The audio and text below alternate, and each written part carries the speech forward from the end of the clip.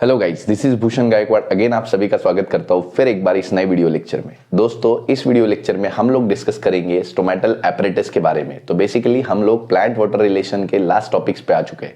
तो अगर आपने मेरे पहले वीडियोस नहीं देखे हैं प्लांट वाटर रिलेशन पे तो प्लीज वो देखिए शुरू से, आपको बहुत सारी चीजें समझ आएगी। ठीक है, हम लोग एनसीईआरटी में इस चैप्टर को ट्रांसपोर्ट इन प्लांट्स कहते हैं, लेकिन अब ये एनसीईआरटी से डिलीटेड हो चुका है। तो बेसिकली अब ये स्टेट बोर्ड में ही है। ठीक है, तो ये जो प्लांट वाटर रिलेशन चैप्टर है इसका ये अब फाइनल मतलब ऑलमोस्ट सेकेंड लास्ट टॉपिक है। तो हम लोग डिस्कस कर रहे हैं यहाँ पे स्टोमेटल एपरेटस। तो जब हम बात करते हैं स्ट्रक्चर ऑफ स्टोमेटा के स्ट्रक्चर के बारे में, तो एनाटॉमी में भी हम पढ़ चुके हैं कि स्टोमेटा क्या होते हैं। मॉडिफाइड एपिडर्म, मतलब स्टोमेटा एक ओपनिंग होती है जो कि गार्ड सेल के मदद से बनती है। ठीक है, तो बेसिकली दो किडनी शेप सेल जो होते हैं इनको गार्ड सेल कहते हैं, और इनके बीच में ये जो ओपनिंग बनती है वो बेसिकली स्टोमेटा होती है। ठीक है, अब ये जो गार्ड सेल होते हैं ये मॉडिफाइड एपिडर्मल सेल होते हैं, मतलब जो प्लांट का एपिडर्मिस होता है या लीफ जो होते हैं प्लांट्स के, उसका जो एपिडर्मिस ऊपर वाला पार्ट होता है, तो उन्हीं के कुछ सेल मॉडिफाई हो जाते हैं और वो गार्ड सेल बनाते हैं। ठीक है, अब सारे एपिडर्मल सेल नॉन फोटोसिंथेटिक होते हैं, लेकिन जो गार्ड सेल होते हैं जो कि मॉडिफिकेशन है एपिडर्मिस सेल का, तो वो जो है उनमें हम देखते हैं क्लोरोप्लास्ट होता है, तो वो फोटोसिंथेसिस कर सकते हैं। ठीक है, तो समझते हैं। देखो, स्ट्रक्चर ऑफ स्टोमेटल एपरेटस में हम लोग क्या पढ़ते हैं कि ये दो तीन पार्ट से बना है। एक तो ये गार्ड सेल से बना है, देखो। दूसरा, इसमें एक सेंट्रल ओपनिंग स्टोमेटा है। और तीसरा, इसके आजू बाजू में ये जो सेल है इनको सपोर्टिंग सेल या सब्सिडरी सेल कहते हैं। तो सब्सिडरी सेल को एसेसरी सेल भी बोला है क्योंकि वो हेल्प करते हैं इसकी एक्टिविटी में। कैसे, आगे बताऊंगा। ठीक है, तो basically a typical stomatal apparatus consist of a guard cell, stomata and accessory यानी ये सब्सिडरी सेल। ठीक है, तो स्टोमेटा क्या है? स्टोमेटा मतलब ये जो छोटी सी ओपनिंग है ये क्या है? It is a minute elliptical pore. Elliptical मतलब इलिप्टिकल साइज का एक छोटा सा पोर है जो कि हम दो किडनी शेप गार्ड सेल के बीच में बनते हुए देख सकते हैं। ठीक है, stomata is a minute elliptical pore bounded by two kidney और डंबल शेप गार्ड सेल्स। ठीक है, अब किडनी शेप सेल हमको डाइकॉट में मिलते हैं। ये जो किडनी शेप आप सेल देख रहे हो ये डाइकॉट में दिखाई देते हैं। ठीक है, ऐसे ही डंबल शेप सेल भी हो सकते हैं और ये मोनोकॉट में दिखाई देते हैं। ये कुछ इस तरीके से होते हैं, ऐसे डंबल शेप। ठीक है, तो इस तरीके के कुछ डंबल शेप सेल हमको किस में दिखाई देते हैं? मोनोकॉट में। तो इसके बीच में यहाँ पे स्टोमेटा बनता है। तो ये डंबल शेप सेल और ये किडनी शेप सेल। तो किडनी शेप गार्ड सेल जो है वो हमको डाइकॉट में दिखाई देते हैं और डंबल शेप के गार्ड सेल जो है वो हमको मोनोकॉट्स में दिखाई देते हैं। ठीक है, कुछ ऐसे प्लांट भी होते हैं जिनमें दोनों टाइप के ये देखने को मिलते हैं। चलो आगे देखते हैं। तो इसका नाम लिखा है सापायरस।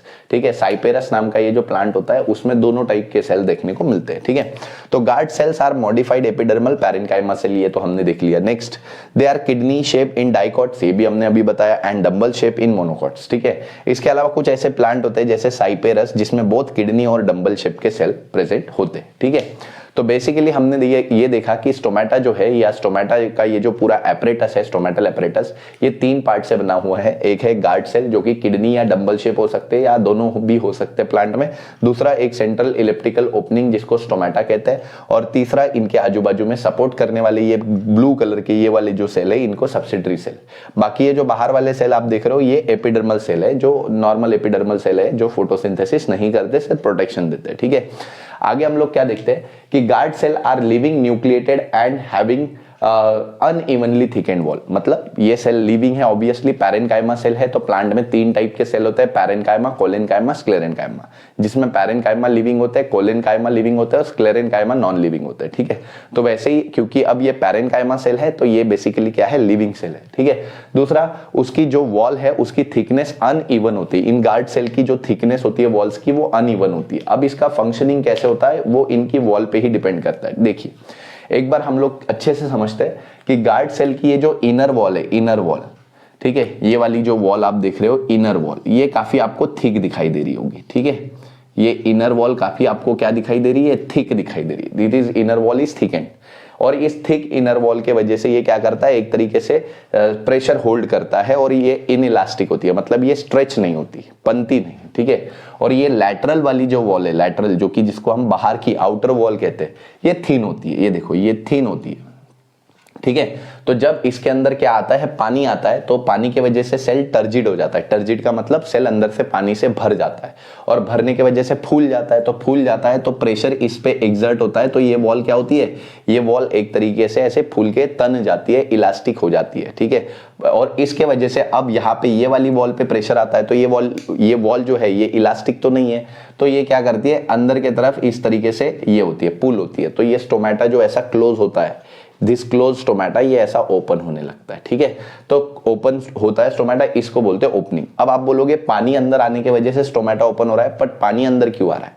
पानी को अंदर लाने के लिए कैल्शियम पोटेशियम आयन रिस्पॉन्सिबल होता है, जो कि सब्सिडरी सेल से जाते हैं। एक बार ध्यान से समझो, तो सब्सिडरी सेल अपने पोटेशियम आयन कहाँ भेजता है, ये भेजता है स्टोमेटा के अंदर। तो स्टोमेटा में पोटेशियम बढ़ता है, मतलब सोल्यूट बढ़ता है।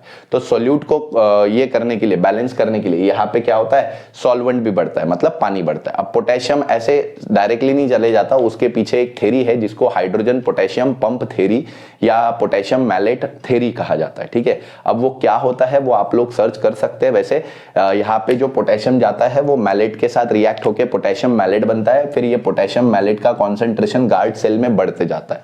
ठीक है। अब पोटेशियम मैलेट यानी सोल्यूट बढ़ गया, तो सोल्यूट को बैलेंस करने के लिए पानी बढ़ता है। तो पानी जब अंदर आता है तो पानी की वजह से वॉल पे प्रेशर क्रिएट होता है। ध्यान से समझना मैं क्या बोल रहा हूं। सब्सिडरी सेल, अब स्टोमेटा क्लोज है, तो जब स्टोमेटा क्लोज है तो सब्सिडरी सेल गार्ड सेल के अंदर क्या भेज रहा है, सब्सिडरी सेल गार्ड सेल के अंदर भेज रहा है पोटेशियम मैलेट बना रहा है। ठीक है। पोटेशियम मैलेट के वजह से अब क्या होता है कि यहाँ पे पानी भरने लगता है। पानी भरने के कारण यहाँ पे टर्जिडिटी बढ़ती है, और टर्जिडिटी बढ़ने के कारण स्टोमेटा, ये गार्ड सेल की वॉल बनती है इलास्टिक। ठीक है। उसके वजह से ये जो थिक वॉल है ये ऐसी ओपन हो जाती है, तो स्टोमेटा ओपन हो जाता है। ठीक है। और क्लोजर के टाइम पे पोटेशियम वापस सब्सिडरी सेल में आता है, तो पोटेशियम नहीं है तो सोल्यूट नहीं है, सोल्यूट नहीं है तो पानी नहीं रहेगा, तो पानी भी बाहर चला जाएगा। पानी चला जाएगा बाहर, जिसको हम एक्सोऑस्मोसिस कहते हैं। पानी अंदर आना एंडोऑस्मोसिस, पानी बाहर जाना एक्सोऑस्मोसिस। तो एक्सोऑस्मोसिस होने के कारण गार्ड सेल फ्लैसिड हो जाएंगे, सिकुड़ जाएंगे, और ऐसे स्टोमेटा फिर से बंद हो जाएगा। ठीक है। तो ओवरऑल हम लोग ये समझ रहे हैं कि गार्ड सेल और सब्सिडरी सेल मिला के क्या करते हैं, स्टोमेटा को ओपन और क्लोज करते हैं। ठीक है। तो बेसिकली हमने ये समझा कि तीन चीजों से ये स्ट्रक्चर बना है, stomata, guard cell, subsidiary cell, यानी ये सब्सिडरी सेल यानी एसेसरी सेल। ठीक है। तो बेसिकली हमने देखा कि गार्ड सेल जो है वो डंबल शेप या किडनी शेप हो सकते हैं, ग्रीन कलर के होते हैं, फोटोसिंथेटिक होते हैं, क्योंकि इनके पास क्लोरोप्लास्ट होता है। ठीक है। बाकी किसी एपिडर्मिस के पास क्लोरोप्लास्ट नहीं होता। ठीक है। अदरवाइज हम देखते हैं कि ये लिविंग सेल है, पैरेन्काइमा सेल है, मॉडिफाइड एपिडर्मल सेल है। ठीक है। तो फिर से स्टोमेटा एक छोटा माइन्यूट पोर होता है, इलिप्टिकल। ठीक है। गार्ड सेल जो है वो हम देखते हैं कि मॉडिफाइड एपिडर्मल पैरेन्काइमा सेल है। दूसरा गार्ड सेल डंबल शेप या किडनी शेप हो सकते हैं। तीसरा सेपायरस एक ऐसा प्लांट है जिसमें डंबल और किडनी दोनों ही शेप के होते हैं। अदरवाइज डंबल शेप आपको डाइकॉट में मिलेंगे, और किडनी शेप डाइकॉट में मिलेंगे, और डंबल शेप मोनोकॉट में मिलेंगे। ठीक है।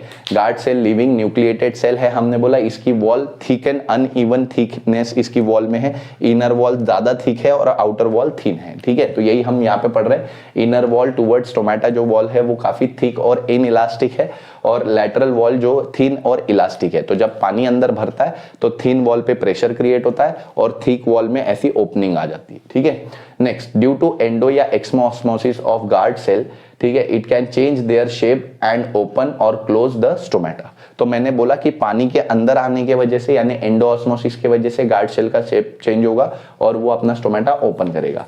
पानी के बाहर जाने से यानी एक्सोऑस्मोसिस से गार्ड सेल का शेप चेंज होगा और वो अपना स्टोमेटा बंद करेगा। ठीक है।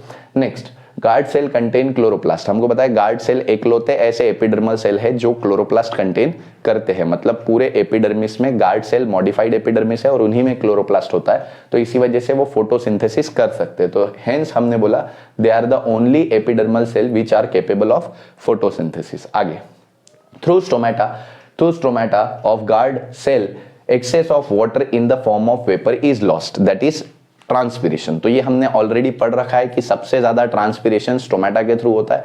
तो गार्ड सेल के अंदर जो स्टोमेटा होता है उसमें से एक्सेस ऑफ पानी भाप बन के वाटर वेपर के फॉर्म में निकल जाता है। ठीक है। तो इस तरीके से ट्रांसपिरेशन के लिए स्टोमेटा एक बड़ा इंपॉर्टेंट स्ट्रक्चर है। ठीक है। और इसी ट्रांसपिरेशन पुल के कारण क्या होता है, प्लांट में पानी का भी ट्रांसपोर्ट होता है। तो stomata is very important in terms of water transport, in terms of transpiration. ठीक है। आगे हम लोग देखते हैं एसेसरी सेल को क्या कहा जाता है। Accessory cell are called as subsidiary cell. Subsidiary cell अपने अंदर क्या स्टोर करता है? पोटेशियम आयन स्टोर करता है। ये पोटेशियम आयन ही होते हैं जो कि आगे जाके क्या करते हैं? गार्ड सेल के अंदर एंट्री लेते हैं और उसके वजह से पोटेशियम मैलेट बनाते हैं, और जिसके वजह से इसके अंदर ऑस्मोलिटी बढ़ती है, मतलब उसमें सोल्यूट बढ़ता है, तो सोल्यूट के पीछे पानी आता है और पानी के साथ गार्ड सेल टर्जिड होते हैं, और टर्जिड होने की वजह से गार्ड सेल ओपन होते हैं। ठीक है, जब पोटेशियम बाहर जाता है तो गार्ड सेल का पोटेशियम बाहर चले जाने की वजह से पानी भी बाहर चले जाता है, गार्ड सेल फ्लैसिड हो जाते हैं, ऐसे बंद हो जाते हैं, और एक तरीके से स्टोमेटा भी क्लोज हो जाता है। ठीक है, तो यहाँ पे हमारा ये लेक्चर खत्म होता है। ठीक है, तो एक बार फिर से देख लेते हैं हमने क्या पढ़ा। पूरा जो स्टोमेटल एपरेटस है 3 पार्ट से बना है, guard cell, stomata, accessory cell. दूसरा हमने बोला कि स्टोमेटा एक इलिप्टिकल माइन्यूट ओपनिंग या पोर होता है। गार्ड सेल जो है वो पैरेन्काइमा के एपिडर्मिस, मॉडिफाइड एपिडर्मिस सेल है और पैरेन्काइमा सेल है बेसिकली, और ये डंबल शेप या किडनी शेप हो सकते हैं, डंबल शेप डाइकॉट में, सॉरी डंबल शेप मोनोकॉट में और किडनी शेप डाइकॉट में। ठीक है, आगे साइपेरस नाम का एक ऐसा प्लांट होता है जिसमें दोनों टाइप के सेल देखने को मिलते हैं। ये पेपर में आ सकता है 1 मार्क के लिए। नेक्स्ट हम लोग बात करते हैं guard cell living nucleated structure होता है और बेसिकली अनइवनली इनकी वॉल थिक होती है। ठीक है, आउटर वॉल ज्यादा थिन होती है और इनर वॉल काफी थिक होती है। इसके अलावा एक्सो या एंडो ऑस्मोसिस के वजह से ये ओपन या क्लोज होते हैं। ठीक है, एंडो ऑस्मोसिस की वजह से ओपन होते हैं, स्टोमेटा ओपन करते हैं, और एक्सो ऑस्मोसिस की वजह से ये फ्लैसिड होकर स्टोमेटा को क्लोज करते हैं। ठीक है, गार्ड सेल में क्लोरोप्लास्ट होता है, इसलिए एकलौते फोटोसिंथेटिक एपिडर्मल सेल इनको बोला जाता है। और एट लास्ट जो एसेसरी सेल्स होते हैं वो क्या होते हैं? वो सब्सिडरी सेल होते हैं जिसमें पोटेशियम स्टोर होता है, जो कि गार्ड सेल के ओपनिंग और क्लोजिंग, गार्ड सेल के अंदर पोटेशियम के इनफ्लक्स और एफ्लक्स को करके, इनफ्लक्स मतलब एंट्री, एफ्लक्स मतलब एग्जिट, तो वो करवा के वो क्या करते हैं? स्टोमेटा को ओपन या क्लोज करने में हेल्प करते हैं। आई होप ये वीडियो लेक्चर आपको पसंद आया होगा। अगर पसंद आया तो वीडियो को लाइक करिए दोस्तों के साथ शेयर करिए। ऐसे ही हमारे चैनल के साथ बने रहिए, खुश रहिए, जिंदगी के मजे लेते रहिए। तब तक के लिए थैंक यू वेरी मच।